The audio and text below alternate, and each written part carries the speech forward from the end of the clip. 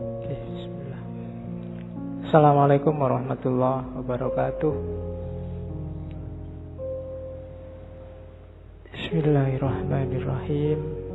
Alhamdulillahirabbil alamin. Wa bihi nasta'inu ala umurid dunya waddin.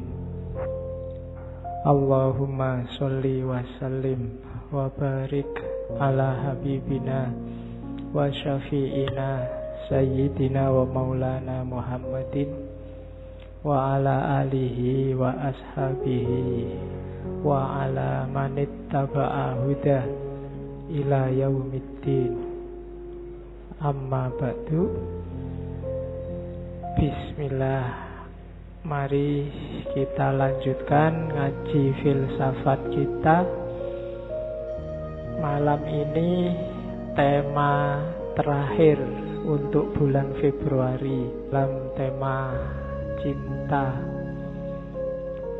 Minggu pertama kita ketemu Plato, minggu kedua Erich Fromm, minggu ketiga kita ketemu Robiah Adawiyah, dan malam ini terakhir kita ketemu Sufi besar Jalaluddin Rumi. Oke, monggo nyari tempat. Yang belum ngambil minum silahkan ngambil minum. Ya, nanti kalau ketelatan enggak kebagian. Ya, diambil aja sendiri-sendiri ya. Oke. Rumusnya tetap sama untuk ngaji kita. Fokusnya tetap pada pengayaan ilmu. Diharapkan rumusnya kayak Sokrates. Katanya Sokrates, semakin banyak ilmunya, harusnya orang itu semakin baik perilakunya. Tambahnya ilmu harus korelatif dengan semakin baiknya amal. Kenapa begitu? Mungkin teman-teman komplain, kan banyak orang ilmunya banyak tapi juga kurang ajar. Nggak, orang yang ilmunya banyak kok tetap kurang ajar, itu kalau menurut Sokrates dia bukan orang pinter. Karena kalau orang ilmunya banyak tetap perilakunya nggak bagus, dia sedang melakukan sesuatu yang bertentangan dengan ilmunya. Dan itu akan menghasilkan hidup yang gelisah, hidup yang galau. Dan hanya orang bodoh yang milih hidup sumpek. Orang yang sudah tahu kalau korupsi itu jahat, merusak, kok tetap korupsi, itu katanya Sokrates orangnya bodoh. Maka visi kita di ngaji ini yang bolak-balik saya sampaikan, semakin nambah ilmunya, harusnya semakin baik kelakuannya. Rumusnya itu. Kalau belum, ya diusahakan. Kan cuma itu. Bismillah. Kita sekarang masuk ke seorang sufi besar. Asalnya dari Balkh. Kalau tulisannya Balkhi, daerah Afghanistan. Dari sekitar awal abad 13. Jalaluddin Rumi ini lahirnya 1207 dan nanti meninggalnya tahun 1273. Sufi Jalaluddin Rumi ini terkenal tidak hanya di dunia Islam.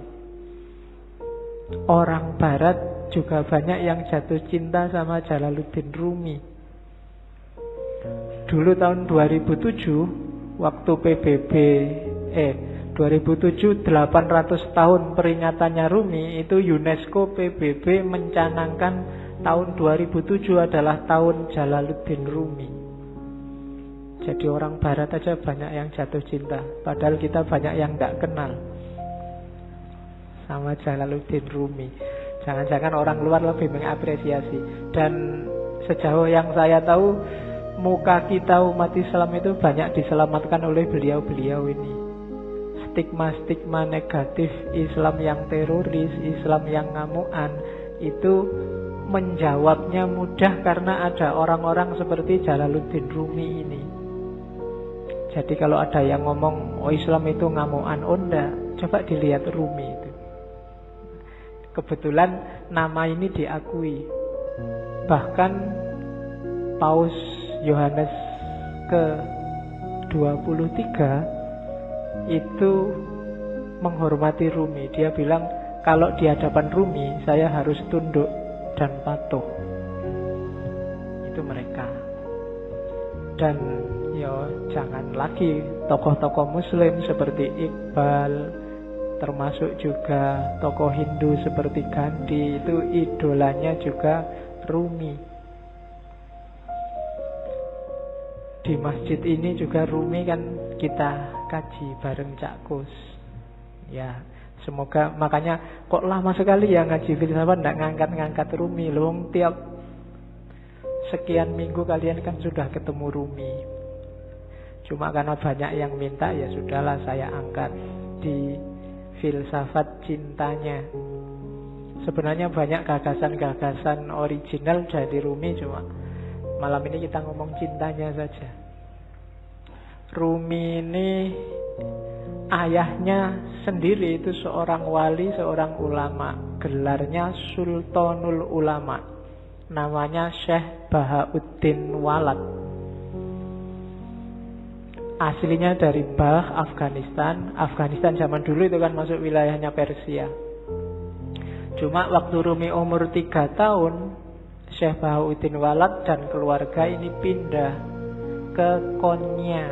Konya itu di satu daerah namanya Rum. Konya ini masih, kalau hari ini, wilayah Turki. Makanya karena tinggalnya di daerah Rum, gelarnya, panggilannya Rumi, asalnya dari Rum. Nama aslinya Jalaluddin. Nanti Jalaluddin Rumi ini sejak kecil sudah pintar. Bahkan begitu masuk ke Konya, beberapa tahun saat dia umur 7-8 tahun, sama ayahnya diajak sowan ke wali besar saat itu, Fariduddin Attor. Begitu Fariduddin Attor sama Rumi melihat Rumi ini saat itu berdiri di belakang ayahnya. Katanya Attor, lihatlah, lautan sedang datang, dan di belakang lautan itu ada samudra. Jadi Sufi dan wali itu biasanya lebih ngerti siapa ya jadi siapa. Dan ramalannya Fariduddin Attor benar bahwa Rumi ini nanti melebihi ayahnya jauh. Setelah ayahnya meninggal, nanti Rumilah yang menggantikan ayahnya. Kalau zaman sekarang mungkin di pondoknya santrinya banyak, 4.000-an lebih. Sehingga dikenallah nanti Rumi dengan gelar Maulana. Maulana Rumi, tuan kami, tuannya orang Rum. Itu karena kepinterannya seorang Rumi. Jadi dia profesor pinter zaman itu. Meskipun nanti ada titik balik kehidupannya yang membuat dia jadi tidak sekedar orang pinter, tapi jadi orang sufi besar. Jadi satu yang bikin titik balik ini nanti ketika dia bertemu gurunya, namanya Syamsut Tabriz, Syamsuddin At-Tabrizi. Ini sufi misterius yang kemarin waktu kita ngaji Sunan Kalijogo kan, waktu Sunan Kalijogo mau naik haji ke Mekah terus transit di Malaya, di Pulau Upih itu nunggu kapal, bergurulah Sunan Kalijogo pada seorang wali yang namanya Syamsut Tabriz. Kalau di Serat Jawa namanya Syekh Sutabrid. Syekh Sutabrid ini dimungkinkan wali pengembara Syamsut Tabriz ini, meskipun ada beberapa kritik termasuk tidak sinkron tahunnya, tapi bisa jadi juga. Nah, itu Rumi. jatuh cinta luar biasa sama gurunya. Jadi kalian gak usah heran kalau baca sejarahnya Rumi. Rumi kok sampai segitunya ya sama gurunya. Masa gurunya cowok loh. Ya kan, biasanya sing pikirannya aneh-aneh, cowok seneng cowok berarti ya, enggak gitu. Ya, kayak kamu kagum sama gurumu yang kamu anggap luar biasa kan juga kamu saking harapannya, saking senengnya. Dan Rumi ekstase kalau sama gurunya ini. Rumi dapat banyak sekali pelajaran dari Syamsu Tabriz. Dari situlah Rumi kemudian mulai menarik diri dari dunia ramai. Dia mulai zuhud, mulai uzlah, yang nanti memunculkan fitnah-fitnah, bikin Syamsu Tabriz tidak nyaman di dekat Rumi, terus pergi. Ketika gurunya ini pergi, itu Rumi mengalami semacam depresi, semacam stres, ditinggal orang yang paling disayangi. Mulai keluar bakat sastranya, syair-syairnya lahir. Termasuk nanti setelah ditinggal gurunya ini lahirlah tarian paling terkenal yang kita lihat mungkin di masjid ini kemarin waktu burdan kan juga ada. Orang barat menyebutnya whirling dervish, sufi berputar, yang gambarnya orang muter-muter cepat sekali itu. Jadi itu sebenarnya waktu Rumi sumpek, suatu ketika dia ke tempatnya seorang muridnya namanya Salahuddin. Salahuddin ini pandai besi. Jadi tukang besi yang biasanya nempa besi itu. Nah, dia merenung di situ, termenung. Tiba-tiba dia dengar ketukan besi itu yang teng yang membentuk apalah kalau kalian. Saya tidak tahu di Jogja di mana ya pandai besi. Sekarang enggak, mungkin enggak populer. Tapi dulu ada tukang besi. Nah, lama-lama bunyi ketukan ini di telinganya Rumi kedengaran kayak bunyi wirid, kayak bunyi Allah, Allah, Allah. Terus di setiap ketukannya, dan secara nggak sadar tubuhnya bergerak mengikuti irama ketukan besi itu. Dari situ nanti terus dia berputar. Dari situ nanti lahir whirling dervish yang terkenal dalam torekot yang di torekotnya Rumi itu namanya torekot Maulawiyah. Oke. Jadi torekot yang dikembangkan sesuai ajaran-ajaran Rumi. Ajaran-ajarannya dirumuskan sama sahabatnya yang namanya Syekh Husamuddin. Kalau Rumi dia nulis beberapa kitab besar yang populer, yang kita ngaji di sini sama Cak Kus itu Rubaiyat. Rubaiyat itu 1600 bait syair. Nanti kitab yang dia tulis paling terkenal lagi Diwanu Syamsu Tabriz. Ini pujian-pujian syair tentang gurunya Syamsu Tabriz.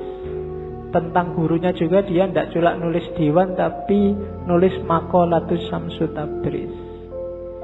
Dia juga nulis maktubat. Yang paling terkenal dari Rumi secara internasional juga adalah Masnawi.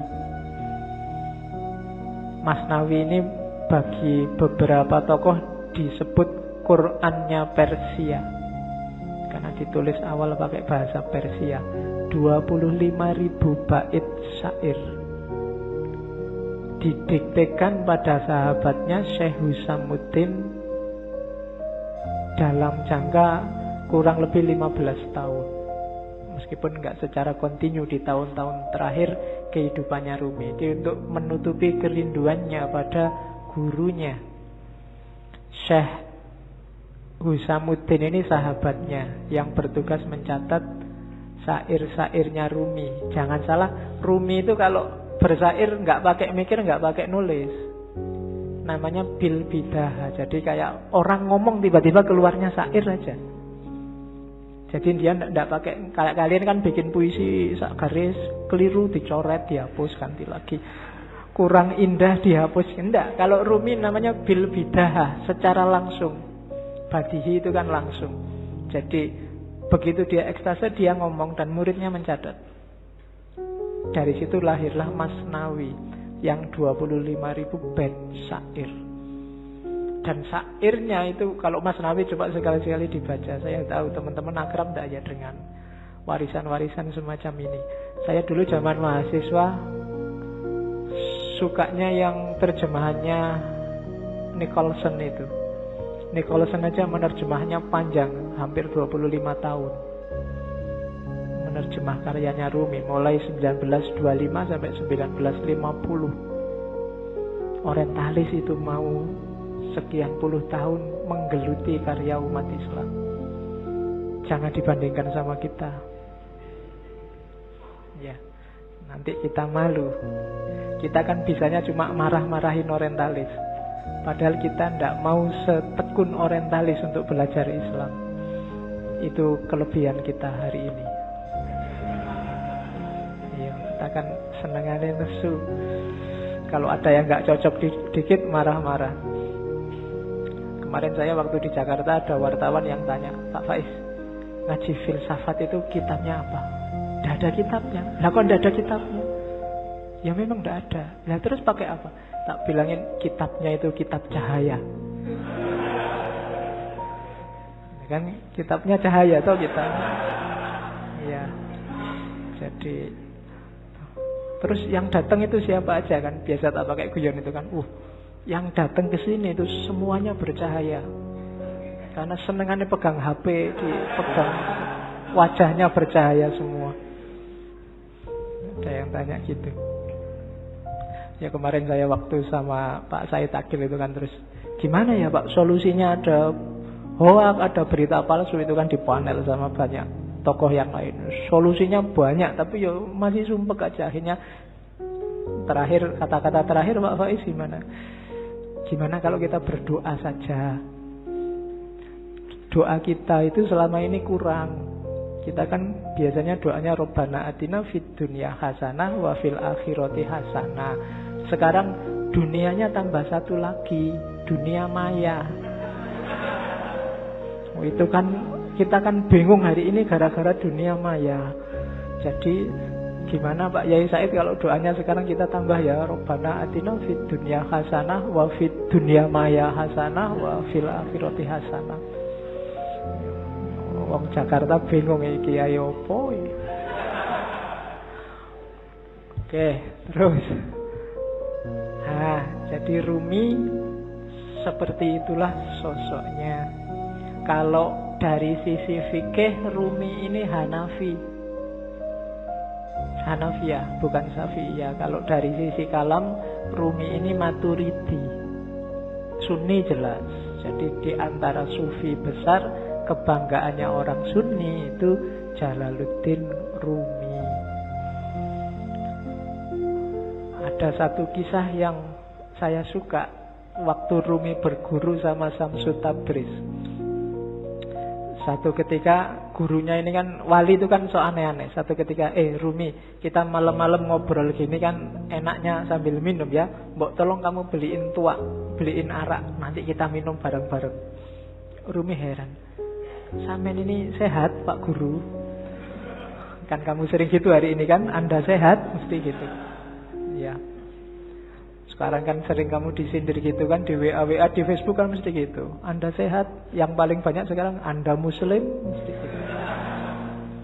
Ya. Kalau yang perempuan gampang jawabnya bukan, saya Muslimah. Sama gurunya disuruh beri arak, disuruh beri minum-minuman keras. Kan Rumi, lah gimana guru saya malu nanti kalau ketahuan murid-murid saya, ketahuan orang-orang. Wong wali kok malah minum-minum. Loh kamu mau apa enggak? Kalau enggak mau ya enggak usah jadi muridku. Yalah terpaksa berangkat. Padahal kedai arak itu ada di perkampungan orang Nasrani. Akhirnya Rumi ya wis gampang lah diatur. Terus dia pakai jubah besar. Habis beli terus dimasukin jubahnya biar enggak ketahuan. Ya kok dilalah orang-orang Nasrani yang ada di situ ngincer, ngapain Rumi di sini? Malah beli minuman keras. Diikuti dari belakang. Begitu nyampe depan masjid, teriak ini orang Nasrani. Lihat wali kalian, sufi kalian beli minuman keras. Itu orang masjid, masa toh nggak percaya awalnya. Begitu dibuka, coba lihat di jubahnya. benar ada minuman keras di situ. Wah, wali palsu berarti dipukuli banyak orang Rumi di situ. Saat Rumi dipukuli terus gurunya datang, Syamsu Tabriz. Gurunya bilang, kalian salah paham, itu bukan minuman keras, itu cuma air putih biasa. Waktu coba lihat, ternyata benar air putih biasa. Itu sebenarnya pelajaran buat Rumi. Rumi, kamu membanggakan apa? Status, nama besar, kewalian, penghormatan orang lain. Apa benar mereka menghargaimu, menganggapmu penting, menganggapmu besar? Wong cuma gara-gara botol kecil ini aja kamu sudah dipukuli. Jadi tidak ada atribut, tidak ada nama, tidak ada kebesaran, tidak ada kebanggaan. Kalau sama orang lain, ya manusia itu begitu. Maka jangan menyombongkan nama besar, jangan menyombongkan nama baik. Mungkin di Indonesia dulu ada ulama yang gara-gara nikah lagi, terus orang se-Indonesia marahin dia. Ada kan begitu? Nama besarnya langsung jatuh. Loh, itulah rakyat, itulah masyarakat. Kalau kita mengandalkan pendapat masyarakat, kita menjaga nama baik di tengah masyarakat, apa nama itu? Apalagi di era hari ini kan fitnah, berita bohong berseliweran. Kalau kita andalannya nama baik, besok kamu tak bikinin hoak, namamu langsung jatuh. Maka jangan mikir itu. Tidak usah sibuk dengan orang menganggap aku baik apa enggak. Yang penting lakukanlah, jadilah orang baik. Tidak usah mikir benar enggak aku baik, orang melihatku baik. Ada kebalikannya, aslinya kamu jelek tapi kamu ingin dianggap baik. Itu nanti yang disebut pencitraan. Nah, oke. Wong kamu foto aja kan, foto itu kan harusnya nggak menipu. Tapi kan kamu cari aplikasi sekiranya wajahmu bisa kelihatan cakep kan gitu. Foto dari depan jelek, dari samping dari sana, kan sering-sering begitu. Oke, bismillah, sekarang kita lihat ya. Punya apa Rumi? Sebentar kita lihat garis besar pikirannya sebelum masuk ke cinta. Gagasan dasarnya hampir semua sufi adalah melampaui yang lahiriah. Itu kalimat-kalimatnya Rumi. Dari fihi ma fihi itu salah satu karya Rumi yang tidak puisi, tapi bukunya agak tipis, yang ngomong tentang metafisika. Jadi katanya Rumi, segala sesuatu yang tampak di depan kita bukanlah hakikat yang sesungguhnya. Ini hampir semua sufi bilang begini. Yang lahir itu tidak sejati, yang kelihatan itu tidak asasi. Rumi ngasih contoh. Yang tampak dari bumi adalah debunya. Namun di balik debu itu adalah sifat-sifat Tuhan yang mengejawantah. Dimensi dalamnya adalah emas permata, sementara dimensi luarnya adalah sebongkah batu. Jadi ini penekanan sangat serius dari para sufi. Kita jangan ketipu oleh lahiriah. Karena yang lebih punya nilai itu adalah yang dibalik lahir. Ya kalau manusia berarti ruhaniyahnya lebih penting. Kalau itu sesuatu berarti esensinya, bukan eksistensinya. Yang ruhaniyah bisa menipu. Bumi itu kelihatannya cuma debu, tapi kalau kamu masuk ke dalam, banyak hal berharga di situ. Ada emas, ada minyak. Banyak juga hal tidak berharga. Lebih kotor dari rebu, mungkin kotoran, tapi dia tidak kelihatan, ada di balik yang fisik. Maka jangan ketipu yang fisik. Sehingga katanya Rumi, jangan terikat oleh bentuk, keluarlah dan gapailah makna. Kacamata ini ya kacamata lahirnya, cuma kan lahirnya tidak penting. Yang lebih penting apa? Maknanya. Alat untuk baca.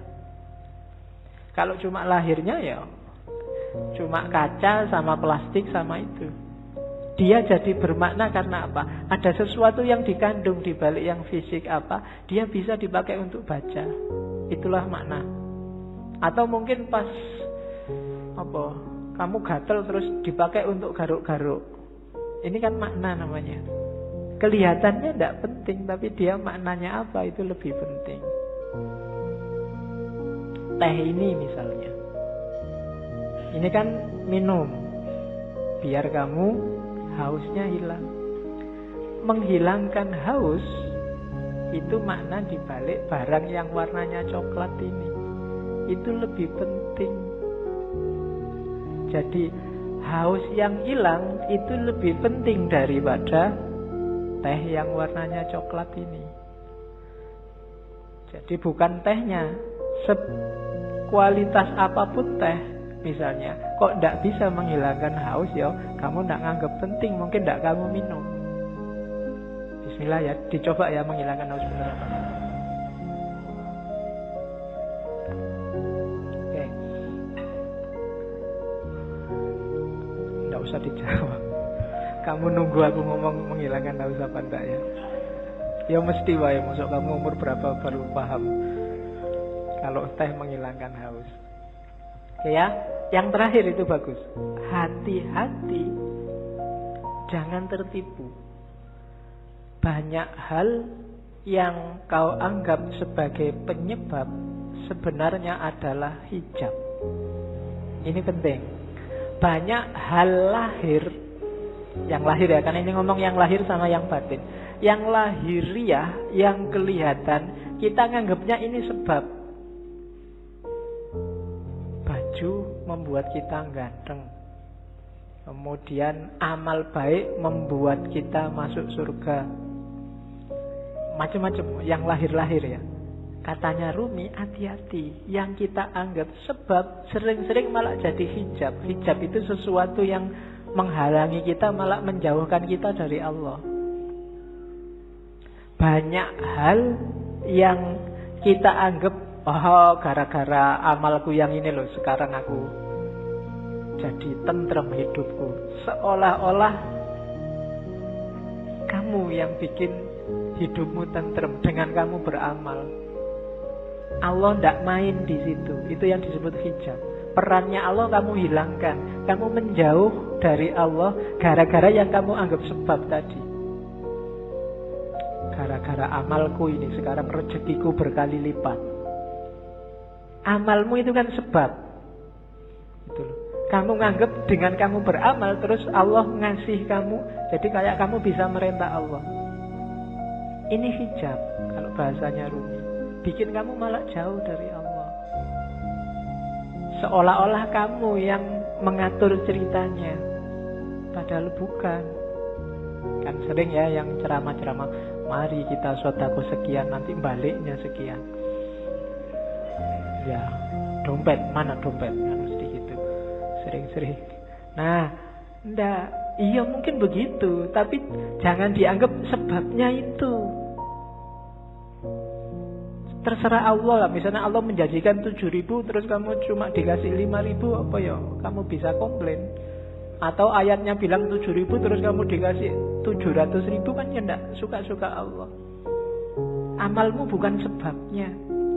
Kalau kamu merasa amalmu sebabnya, kalau kamu merasa yang lahiriah sebabnya, biasanya terus jadi hijabmu yang bikin kamu jauh sama Allah. Seolah-olah yang bikin cerita dirimu. Sodakoah biar nggak ketemu bencana. Seolah-olah kamu yang ngatur ceritanya. Itu yang oleh Rumi disebut hijab. Jangan salah, yang lahir-lahir, yang sering kita anggap sebab, itu ternyata nantinya berubah jadi hijab. Jadi lampauilah yang lahiriah itu. Terus kata-kata Rumi lagi, kalau manusia dianggap manusia dari fisiknya, dari lahirnya saja, maka Muhammad dan Abu Jahal itu memiliki kualitas yang sama. lukisan di dinding pun persis seperti manusia. Lihatlah apa yang kurang, lukisan indah itu kehilangan ruhnya. Jadi manusia juga begitu. Jadi manusia atau tidak yang sejati tidak tergantung fisik, tapi tergantung dimensi batinnya. Kalau hanya fisik, maka Muhammad dan Abu Jahal itu ya sama-sama Arabnya, sama-sama punya jenggotnya, sama-sama pakai jubahnya, sama-sama pakai bahasa Arab, sama-sama takbir mungkin. Tapi yang membedakan apa? Ruhaniyahnya, batinnya. Maka kalau menilai, patokannya jangan luarnya. Kalau kamu menilai orang baik, wah ini pakai jenggot, pakai baju jubah, batuknya hitam, radikal mesti. Nah, itu namanya kamu hanya dari lahirnya. Oh, pakai kopiah, pakai sarung santri, bid'ah mesti kelakuannya. Ah, itu cuma dari lahirnya. Apa yo ngerti? Cuma dari lahir kan begitu. Kalau hanya kamu lihat lahirnya, mungkin yo bintang-bintang film itu yo harusnya sangat berkualitas, superhero atau main jadi wali kan ada itu, jadi kiai itu. Kalau cuma lahirnya loh ya. Oke, jadi ndak lampaui yang lahir, jangan ketipu oleh yang lahiriah. Banyak orang tertipu di situ. Jadi katanya Rumi, duhai saudara, engkau adalah apa yang kau rasakan dalam pikiranmu. Selain itu hanya tulang dan daging. Kalau kau anggap dirimu bunga, maka engkau adalah taman bunga. Kalau kau anggap dirimu semak berduri, maka engkau hanyalah bahan bakar perapian. Itu maksudnya Rumi.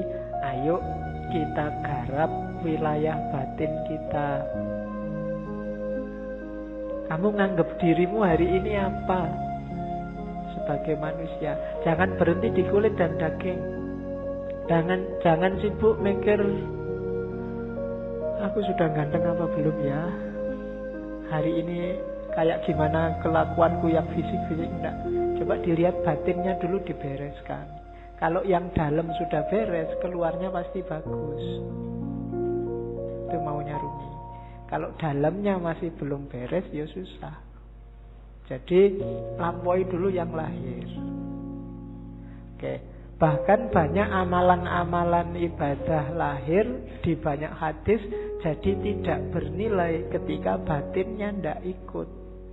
Kan banyak itu kan, kam min so'imin, berapa banyak orang puasa hanya dapat lapar dan haus, berapa banyak orang sholat hanya dapat capek fisiknya saja, dan seterusnya.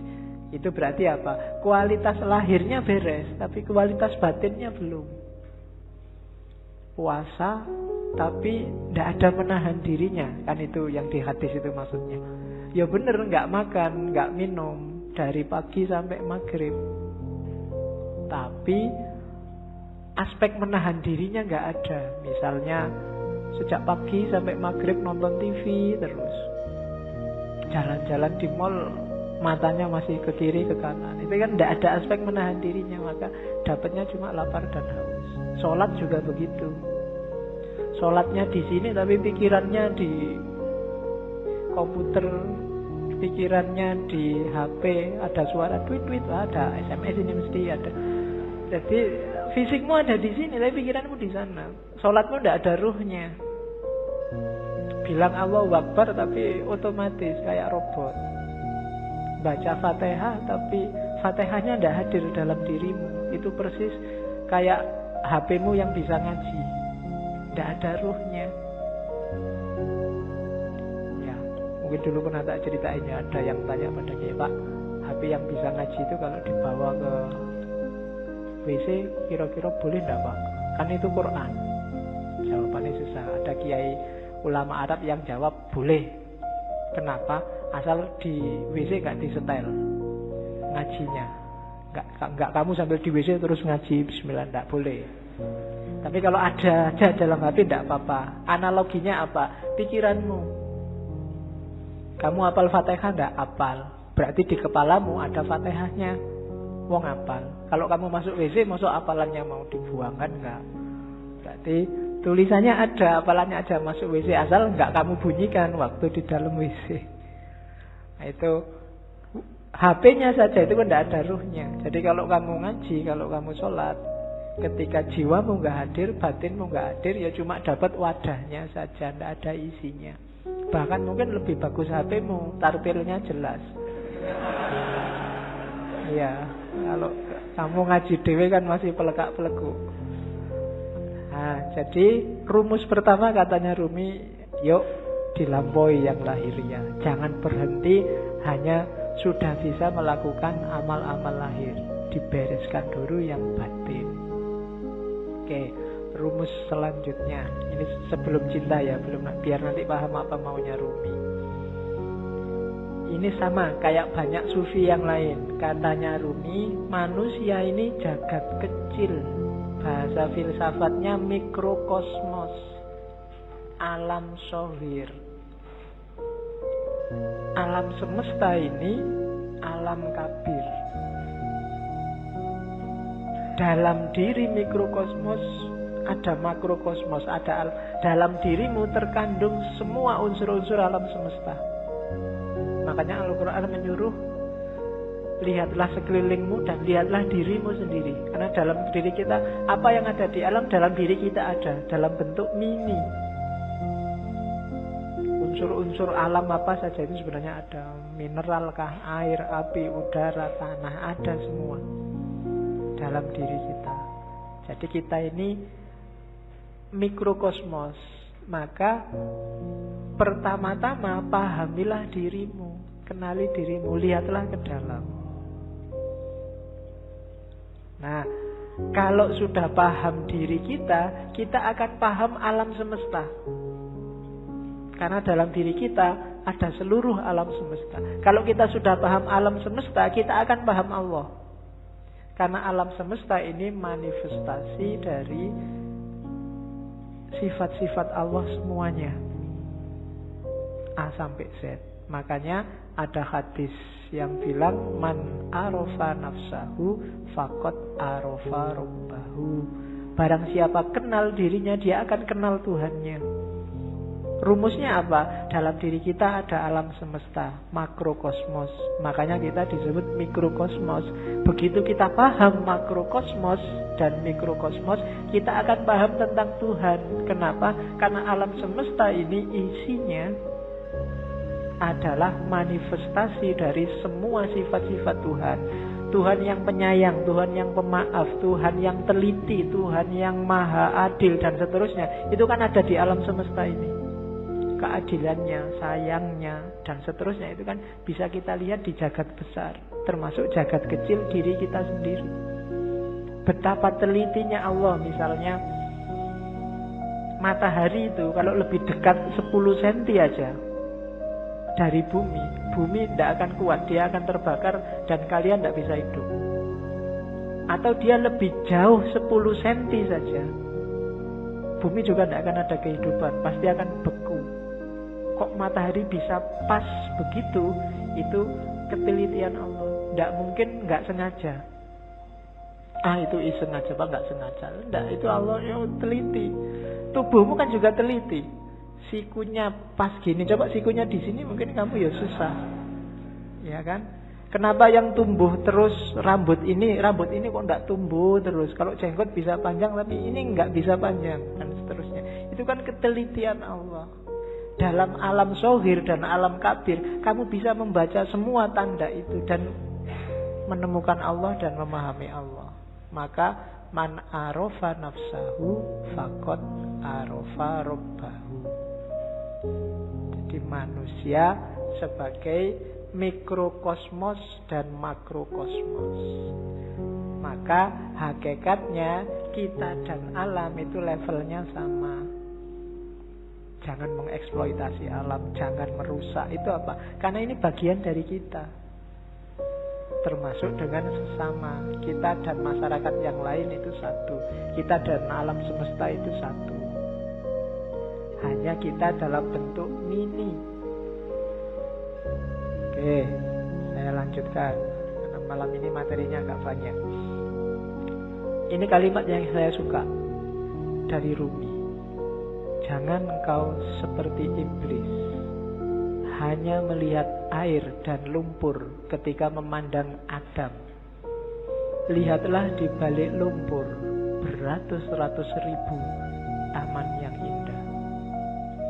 Kalimat ini menurut saya penting karena orang Indonesia hari ini cara berpikirnya landasannya adalah suudzon. Nganggap orang lain jelek, khususnya yang berbeda dengan dirinya. Kalau sudah benci, tidak ada baiknya sedikit pun. Itu disindir oleh Rumi. Orang kayak gini, kayak iblis yang melihat Adam hanya dari sisi air dan lumpurnya. Tidak melihat bahwa siapapun itu kalau manusia di balik yang fisik yang kelihatan, mungkin yang kurang ajar, yang jahat, yang ada entitas ketuhanan. Ketika di Al-Quran Allah bilang wa nafakha fihi min ruhi, dan kutiupkan dalam diri manusia itu sebagian dari ruhku. Itu kan ya untuk semua manusia, tidak cuma untuk orang baik saja. Ya orang jahat ya ada ruhnya juga, yang bagian dari Allah. Hanya saja di orang-orang yang jahat, yang jelek ini, ruhnya Allah ini terhijab banyak sekali dia, sehingga tidak kelihatan, sehingga gelap. Tapi dia tetap manusia, harus ditolong. Tidak kayak iblis, dilihat jeleknya saja pokoknya. Nah, yang melihat jeleknya saja itu hanya melihat air dan lumpurnya Adam. Padahal Adam itu punya ribuan, ratusan ribu taman yang indah. Manusia itu indah. Kehidupan manusia juga indah. Yang kita sendiri yang sok-sok merusak. Dengan nafsunya tentunya ya. Hari ini kita sering jadi iblis. Kita ya jangan nunjuk orang lain. Biasanya nek wis benci kan terus gak ono apike belas. Sejahat apapun orang, pasti ada sisi-sisi tertentu dalam hidupnya yang masih baik. Perampok, pembunuh itu kalau pas dia makan, ya ketika dia makan ini baik, wong dia memelihara jasad titipan Allah dalam dirinya. Waktu dia pulang, misalnya punya anak kecil terus dulang anaknya, itu ya baik. Mungkin terus dia mandi, menjaga kebersihan, itu kan juga baik. Mungkin di antara hasil curiannya eman-eman ini, sedekah sebentar, tetanggaku ada yang tak, iki yo apik meskipun barang colongan itu tadi. Malingnya jelek iya, ngerampoknya jelek, tapi banyak sisi yang baik dalam kehidupannya. Tapi kalau begitu kita benci, yang baik-baik ini enggak kita lihat. Sebaliknya kadang-kadang juga begitu kita suka, yang jelek-jelek enggak kita lihat. Nah, maka yang penting yang pertama jangan kayak iblis ya, suka benci orang lain. Kalau ada orang tersesat, diingatkan. Kalau dia ngeyel, ya sudah, kan gitu rumusnya. Ada orang mau ke Jakarta kok jalannya ke timur, ya jangan dimarahi, jangan dipisu-pisui, dipukuli, kurang ajar kamu ke Jakarta kok ke timur, kan enggak. Ya mas, Jakarta itu ke barat, sampai kok jalan ke timur, ya suka-suka saya dong. Ya sudah, kan gitu aja. Hari ini kan kamu gitu, ada orang kamu anggap sesat, terus kamu marah-marahi, kamu pukuli, nggak ditunjukkan yang benar gimana. Tunjukkan ya, tugas kita kan cuma tabligh, sampaikan aja. Kalau nggak diterima ya sudah. Perkara nek kamu kesasar mau ke Surabaya kok terus nyampe Banyuwangi, mau ke Jakarta nyampainya Banyuwangi, ya dinikmati saja. Urusannya dia. Nah, yang penting kita jangan jadi iblis. Kalau ada orang beda, orang kita anggap sesat, terus kita lihat jeleknya saja. Terus, ini penting juga, akal. Rumi termasuk orang yang memposisikan akal tidak sebagai puncak. Akal itu penting, tapi akal hanya transit. Akal harus dilampaui. Tidak boleh orang berhenti hanya di akal. Di Masnawi itu ada cerita yang mungkin sering dikutip orang. Cerita ahli bahasa dan tukang perahu. Jadi ada ahli bahasa naik perahu sama tukang perahunya. Sambil naik perahu terus ngobrol. Mas, tukang perahu, sampean ngerti nggak kalimat majemuk itu apa? Nggak ngerti, Pak. Sampean sudah tua, kalimat majemuk aja nggak ngerti. Rugi sampean hidup itu. Sampean ngerti nggak kalimat sastra itu kayak gimana? Nggak tahu, Pak. Alah, apalagi sampean sudah umur tua gini sastra aja nggak ngerti. Buat apa umur sampean dihabiskan? Sampean ngerti nggak? Pokoknya diajak ngobrol gitu, dimarahi terus, dilecehkan terus. Tiba-tiba terus ada badai. Kapalnya mau tenggelam, katanya yang punya perahu, waduh ini Pak, sampean bisa nggak berenang? Nggak bisa. Wah, sampean sampai tua berenang aja nggak bisa, ya wassalam, sampean mati, bye-bye, tak tinggal ya, sudah selesai. Nah, itu cerita ini terkenal, nanti variasinya macam-macam. Tapi ini Rumi mau nyindir bahwa ya bolehlah ada orang pinter, tapi sepinter-pinternya orang itu kan sesuai bidangnya. Yang pinter filsafat mungkin tidak ngerti sama sekali tentang fikih. Yang pinter fikih mungkin tidak ngerti tentang kalam. Yang teknik mungkin tidak ngerti tentang kedokteran. Sak jago-jagonya Habibie, kamu tanyain, Pak Habibie, ngerti nggak teorinya Ghazali tentang? Tidak ngerti dia. Dia ilmunya penerbangan. Jadi tidak.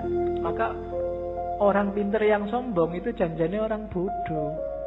Sepinter apa sih dia? Ilmunya seluas apa sih? Tidak ada. Orang itu selalu pinternya fakultatif, sesuai fakultasnya masing-masing. Tidak ada ilmu universal. Makanya tidak ada kuliah di universitas, yang ada di fakultas. Universitas cuma mengkoordinir. Kalau digabung dari banyak fakultas, jadilah universitas. Kan logikanya begitu. Jadi cerita ini sebenarnya Rumi menyindir, sejago-jagonya akalmu hanya bisa menangkap sesuai pengalamanmu masing-masing. Tidak akan lebih dari itu. Tapi saya ngerti dunia luar angkasa loh Pak. Ya, paling kamu pernah baca buku tentang luar angkasa, kan itu aja. Filsafat saya juga ngerti, matematika juga ngerti. Yang kebetulan kamu ngalami membaca atau ngalami belajar. Yang tidak ya enggak. Sokrates mungkin orang paling pinter, tapi sama istrinya urusan nyambel apa urusan bikin sayur itu tetap menang istrinya. Ya kan? Sepinter apapun Immanuel kan, kalau bannya bocor, kan ada cerita satu ketika Immanuel kan bannya bocor, sadelnya patah. Begitu nyampe di tukang sadel, Immanuel kan pingin nguji yang punya, tukang sadel tolong saya dibikinin sadel yang pakai rumus trigonometri plus 2 kali. Dari tukang sadel tidak bisa saya. Kalau sadel biasa bisa, kalau pakai rumus macam-macam tidak bisa. Ya memang beda ilmunya. Jadi yang pertama catatannya akal itu tidak segalanya. Kalau kita hanya bersandar pada akal, maka kita bersandar pada batas pengalaman kita sendiri. Karena sejauh apapun ilmu kita, ya sebatas yang pernah kita alami. Ilmunya mahasiswa filsafat pasti beda dengan mahasiswa pendidikan, pasti beda dengan mahasiswa teknik. Itu batasnya akal. Jadi saya bilang tadi, akal hanya transit. Katanya Rumi, akal, jasmani, lahiriah ini harus sih, cuma Dia bukan tujuan, dia hanya alat transit kita untuk menggapai yang lebih dalam, lebih tinggi, wilayah ilahiyah. Jadi jangan dihentikan akal untuk akal. Atau kalau fisik misalnya harta untuk harta, tidak bisa berhenti di situ. Karena hidup kita ini rumusnya adalah inna lillahi wa inna ilaihi roji'un. Dari Allah dan sekarang sedang berjalan menuju Allah lagi. Maka apapun pengalaman, kalian punya apapun, ngerti ilmu apapun, punya harta apapun, punya kebisaan apapun, harus dalam rangka mendukung berjalan semakin dekat pada ilaihi roji'un. Termasuk akal. Kita dikasih Allah akal, panca indera, itu sebagai sangu untuk ilaihi roji'un. Jangan sampai tersesat. Bahkan Allah saking sayangnya sama kita, gak cuma itu, kita dikasih buku pedomannya langsung, namanya kitab suci. Gak itu juga, karena khawatirnya kita gak mau baca, kita dikasih nabi juga, dikasih rasul juga. Dalam rangka apa? Biar langkah kita ilaihi roji'un ini pas, gak keliru. Maka katanya Rumi, akal kita, panca indera kita, apapun yang kita bisa, yang kita miliki, ini harus jadi jalan, harus kita lampaui menuju ilaihi roji'un tadi, dalam rangka bertemu dan berjumpa sama Allah. Kalau enggak, berarti satu di antara dua. Kalau bukan kesia-siaan yang nanti kita sesali, mungkin juga ketersesatan. Sia-sia itu tidak ada gunanya, kita tuas capek. Tersesat itu kita nyeleweng, jalurnya tidak ilaihi roji'un. Kalau Al-Quran bilang yang bisa ilaihi roji'un itu nafs mutmainnah. Ya ayyatuhan nafsul mutmainnah, jiwa yang tenang. Maka tugas kita di dunia ini bikin nafs kita mutmainnah, biar nanti bisa ilaihi roji'un, bisa kembali dengan mulus, dengan lancar pada Allah. Nah itu akal. Jadi termasuk ngaji ini ya. Ngaji ini tidak boleh bikin semakin jauh dari Allah. Harus bikin paling tidak selangkah kecil lebih dekat sama Allah. Kalau enggak, mending kamu tidak usah ngaji. Kalau ada ya Pak, saya itu ngaji filsafat terus jadi nggak yakin Allah itu ada apa enggak. Terus kamu tidak usah ngaji lah kalau gitu. Kok waktu ditanyain Allah besok kamu nunjuk aku. Ah itu yang ngajari Pak, nanti gitu aku susah aku. Enggak, pokoknya apapun harus bikin kamu selangkah lebih dekat sama. Kuliah juga begitu. Kamu kuliah juga, target sementaranya sih untuk penyemangat itu kan yo IP lah, pekerjaan lah, tapi harusnya kuliahmu bikin kamu semakin dekat sama Allah. Makan juga begitu, tidur juga begitu, pacaran juga. Ya jadi kalau punya pacar, bilang ke pacarmu, kita komitmen ya, kita pacarannya semakin mendekat ke Allah. Ya diatur sendiri rumusnya, kamu yang ngerti. Ya, kalau mau pegangan tangan, bismillahirrahmanirrahim. Ya, kalau sudah, alhamdulillah. Oke. Itu maunya Rumi. Jadi apapun fasilitas yang diberikan Allah pada kita sekarang, manfaatkan itu untuk ilaihi roji'un. Hakikat kita ada di situ. Dan semua yang bikin kita semakin jauh dari ilaihi roji'un, hindarilah. Termasuk mungkin yang casingnya. Casing itu kan tampakan luarnya, kelihatannya ini sangat agama deh, kelihatannya ini sangat islami deh, tapi kok rasanya bikin kamu semakin gak dekat sama Allah, mending dijauhi. Oke, itu Rumi. Saya ingin ngomong sedikit tentang ini. Tarian berputar Darwis, Whirling Darwis. Di tarian ini ada beberapa kunci ajarannya Rumi. Ya kalian lihat kemarin di masjid juga ada. Itu ada rumusnya. Mungkin kalian lihat dengan semakin muter semakin cepat, semakin lama semakin cepat. Ada yang tanya kok enggak pusing ya? Enggak. Ada rumusnya. Kalau pengen enggak pusing, yang pertama waktu muter, kepalanya jangan ikut muter. Jangan ikut geleng, jangan ikut ngangguk. Yang kedua, jangan merem. Kalau merem ada kecenderungan lebih pusing. Yang ketiga, jangan lirak-lirik. Pandangan matanya harus lurus. Jadi yang gerak cuma badannya. Posisi tangan itu penting. Tangan kanan menunjuk ke atas, tangan kiri ke bawah. Ini menjemput, menunggu hidayah dari Allah. Kalau sudah dapat, disebarkan ke bawah. Jangan dilek dewe basa Jawane. Aja dipek dewe. Kalau dapat ilmu banyak, kalau dapat yang penting-penting ya disebarkan. Jangan pelit, jangan nunggu diundang dan dibayar baru mau ngajar. Ya. Wong ilmu kamu nggak beli. Saya selalu bilang ilmu itu bukan karena usaha kita, tapi dikasih Allah. Kalau belajar itu kewajiban kita, tapi dapat ilmu atau tidak itu terserah Allah. Makanya kadang-kadang ada mahasiswa kuliah kok ngantuk. Jangan dimarahi, mungkin memang belum rezekinya dapat ilmu dari dosennya. Jadi ini menjemput hidayah, yang ini menyebarkan. Terus mutarnya berlawanan dengan jarum jam. Yaitu ada filosofinya. Kayak tawaf itu kan berlawanan dengan jarum jam juga. Ya mungkin filosofinya, kalau manut jarum jam itu berarti ikut ritmenya dunia, ikut ritme sehari-hari.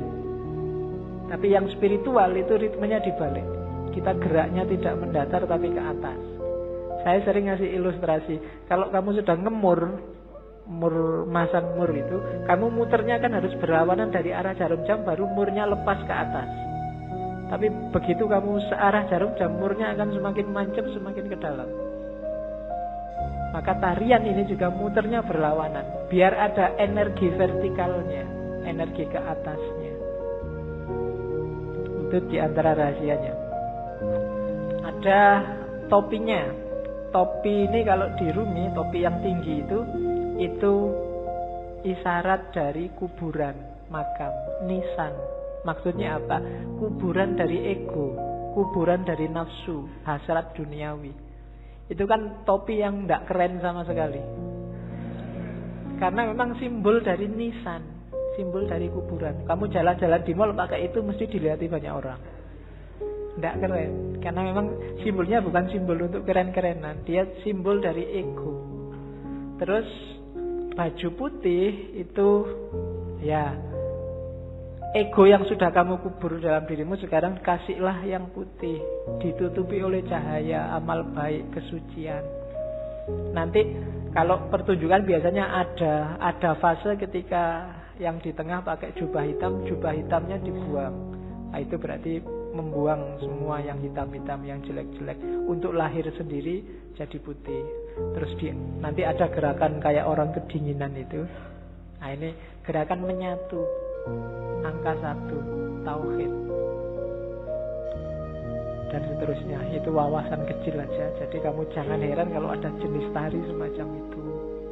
Itu ada makna spiritualnya. Nari saja tanpa makna ya eman-eman.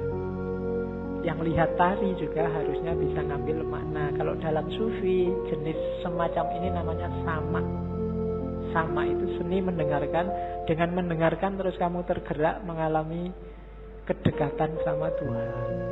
Kan kadang-kadang ada orang yang kalau wiritan sendiri dia susah dekat sama Allah, susah tergetar hatinya. Tapi begitu mendengarkan orang ngaji, mendengarkan lagu-lagu spiritual, itu batinmu tergetar. Dengerin lagu religius itu kamu kadang-kadang kan bisa nangis. Apalagi pas duit entek. Sedih ya aku. Kapan ini kan gitu. Itu. Tapi kalau wiritan sendiri enggak. Kan ada yang gitu. Maka teknik mendekat ke Allah itu sufi macam-macam. Kalau di torekotnya Rumi ini pakai tarian sama namanya. Kan ada musiknya nanti kan. Dan musik itu yang bikin ekstase lebih cepat. Oke, itu Whirling Dervish namanya. Teori tentang Darwis yang berputar. Saya sudah mau masuk ke cinta, cuma puisi ini menarik saya untuk bekal teman-teman. Bagus untuk tidak kemerungsung.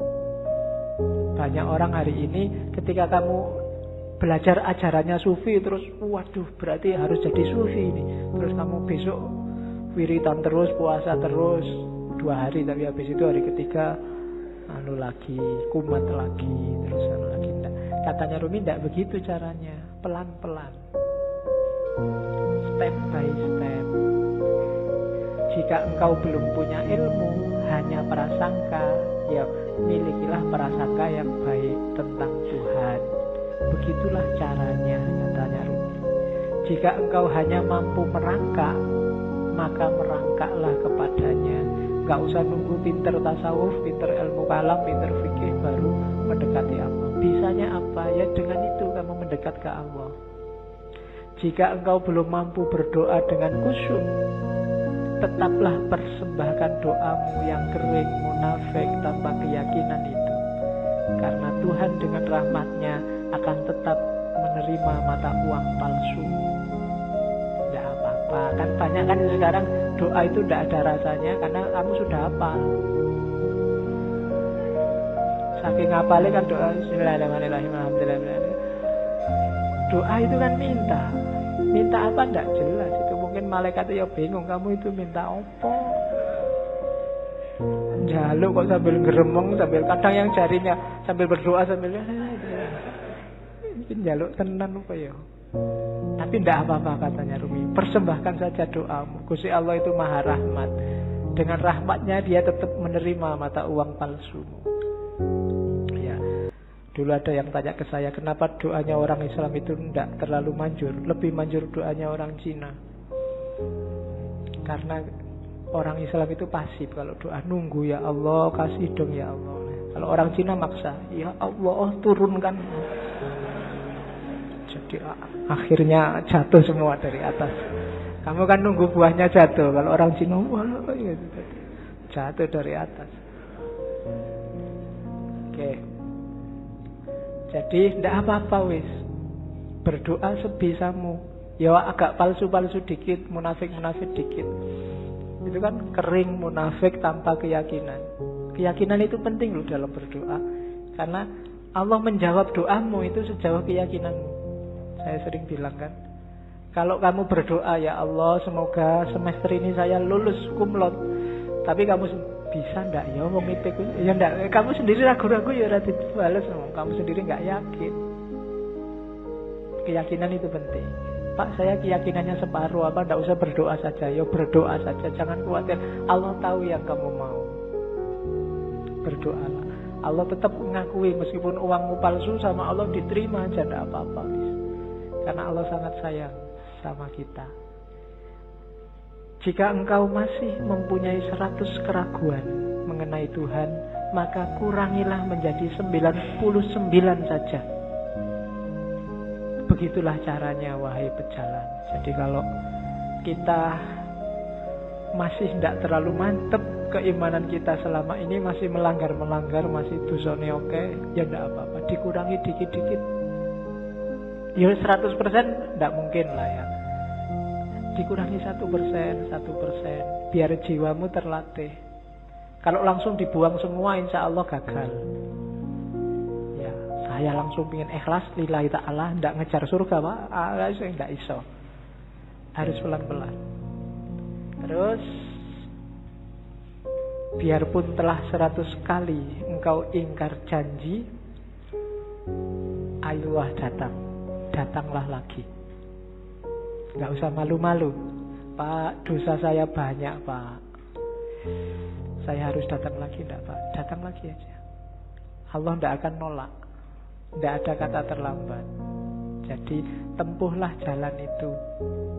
Pak, itu dhuwur banget ya Pak teorinya Pak, tinggi sekali apa ya? Saya bisa Pak, bisa. Pelan-pelan, sedikit-sedikit, biar ilaihi roji'unnya sempurna.